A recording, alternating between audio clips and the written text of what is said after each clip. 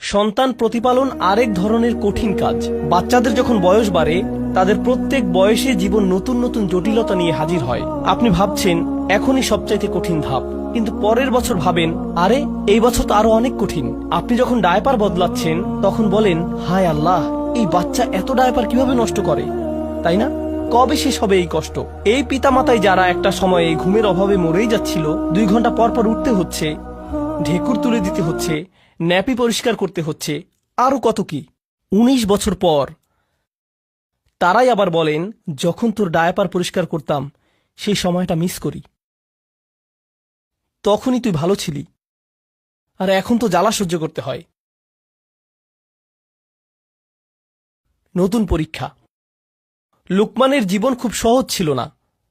তার জীবনের অভিজ্ঞতাগুলো তাকে আধ্যাত্মিক এক প্রজ্ঞা দিয়েছেন। কি সেই আধ্যাত্মিক প্রজ্ঞা? আল্লাহর প্রতি কৃতজ্ঞ হও।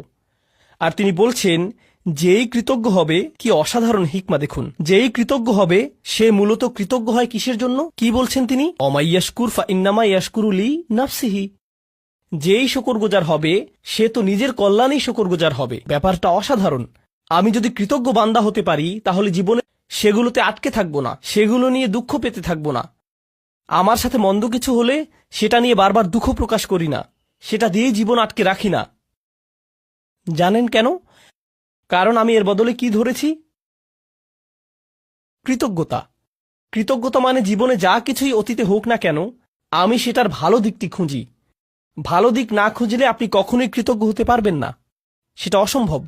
আর এখন যেহেতু আপনি ভালো দিকটি দেখা শুরু করেছেন, জীবনে যা কিছুই মন্দ হোক না কেন, ভবিষ্যতের ব্যাপারে আপনার দৃষ্টিভঙ্গি কেমন হবে? ইতিবাচক, পজিটিভ। কিন্তু নিজের জীবনের অতীতে ফিরে তাকালে, পেছনে ফিরে তাকালে যদি কখনো ভাবেন কত ভয়ানক ঘটনা ঘটেছে, কত কষ্ট পেয়েছেন, অনেক কঠিন ছিল ঠিকই, কিন্তু যদি সেটা নিয়েই পড়ে থাকেন, তাহলে কি ধরনের মানসিকতা গড়ে উঠবে? আমার সাথে এত খারাপ হলো, আর তো জীবনে কখনোই ভালো কিছু হবে না। আমার সাথে শুধু খারাপই হয়। সারাক্ষণ আমি বিপদে পড়তে থাকি। শুধু আমার সাথেই কেন এমন হয়? মনোভাব এভাবেই বদলে যায়। কারণ শকর নেই যে। কারণ যদি আপনার মাঝে শকর থাকতো, তবে কৃতজ্ঞতা বোধও থাকতো। শকর গুজারি সবার আগে নিজের উপকার করে। অমাই ইয়াশকুর ফা ইন্নামা ইয়াশকুরু লিনাফসিহি। কি অসাধারণ একটি হিকমত বলুন। এটা কিন্তু হচ্ছে আধ্যাত্মিক প্রজ্ঞা। এমনকি আমি তো বলবো এটা এক ধরনের মনস্তাত্ত্বিক প্রজ্ঞা। জানেন, আমেরিকাতে মানুষ ঘন্টায় $350 দিয়ে সাইকোলজিস্টের কাছে কি শুনতে যায়? আপনার কিছু পজিটিভ সাইকোলজি লাগবে। আমি কি শুধু সূরাতুল লুকমান পড়তে পারতাম না?